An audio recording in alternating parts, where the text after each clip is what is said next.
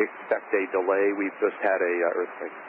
All right, copy the earthquake. Hold short of the end of the runway and monitor tower FedEx 1879 Heavy. And for every FedEx on frequency, we've just had an earthquake about 5 minutes ago, so that's why you're holding short of the runway. We want to do a runway inspection, make sure there's no damage on the runway. All right, roger that. Plus just a minute to settle my nerves. What was the reading on that? Do you guys have one? No, I'll find out, but you'll probably hear and look it up in a few minutes. Probably they'll have it. Okay. All right, I'm getting just for all interested, I'm getting 4.5 just east of Berkeley. So that's pretty much us, isn't it? Okay, not too bad. Try being 250 feet in the air. It felt pretty damn bad. Yeah. You guys still coffee up here? I like it. Yeah, about 11 minutes ago, 4.5, pretty much very, very close to us.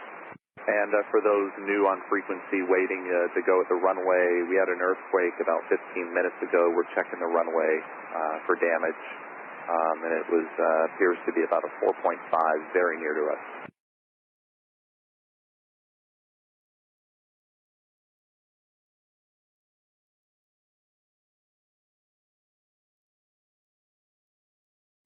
A question occasionally posed to those in the aviation industry is, how are aircraft affected by earthquakes?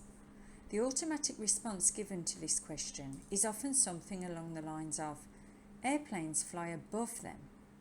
And so the question lives on, unanswered, in the mind of the curious inquirer.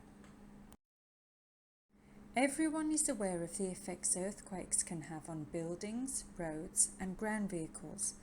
It may seem unlikely at first that an aircraft that spends so much time so far removed from the surface of the Earth could be majorly affected by a specifically ground-based natural disaster.